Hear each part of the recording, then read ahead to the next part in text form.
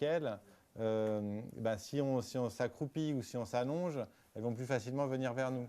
Donc voilà, et comme moi, ma démarche pendant tout le film, c'était d'essayer de venir au plus proche des animaux, c'est-à-dire de ne pas les filmer de loin, mais de les filmer de près. Donc chaque jour, ma démarche, c'était de laisser venir le troupeau à moi et de les laisser s'habituer à ma présence pour pouvoir les filmer le plus près possible. D'accord. Et justement, le fait de tourner avec des animaux, il y a toujours une part d'imprévu. Est-ce qu'il y a eu des moments où tu as eu des gros doutes sur le résultat final du film par rapport à ce que tu avais imaginé au départ? Ah ouais, c'est-à-dire surtout au bout d'une semaine, on filme des vaches qui broutent, qui ruminent et il se passe rien d'autre. Oui, non, j'ai eu des gros doutes, mais assez bizarrement, en fait, j'avais une idée de la structure du film, j'avais pas une idée des événements qui allaient se passer, mais par contre, je savais comment est-ce que le film allait être construit. Ouais.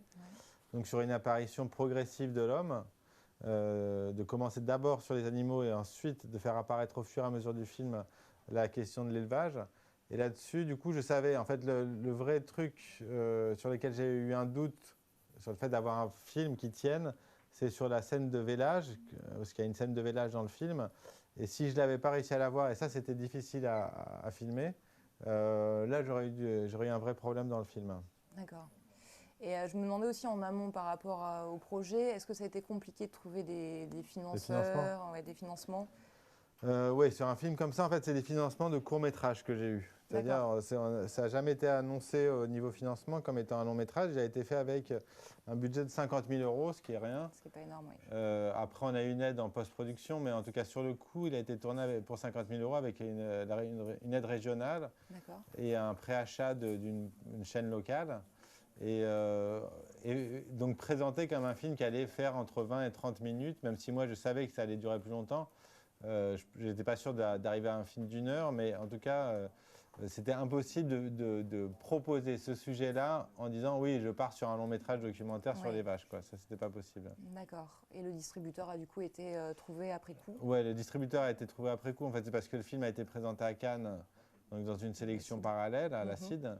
Et c'est là où il y a eu un buzz et c'est là où il y a eu un distributeur. Mais même chose, ce genre de projet, je ne pense pas, en tout cas à moins d'être quelqu'un de très connu qui peut se permettre des choses comme ça. Sinon, ce n'est pas possible.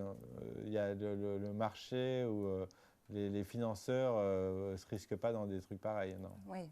Et justement, le film a connu un joli bouche à oreille au moment de sa sortie. Du coup, il a eu un certain succès. Est-ce que tu t'attendais à ça? Non. Non. Déjà, je ne savais pas qu'il allait sortir au cinéma. Ouais. Ensuite, quand il est sorti au cinéma, on m'a dit, bon, si tu as 500 entrées, vraiment, le distributeur, il pensait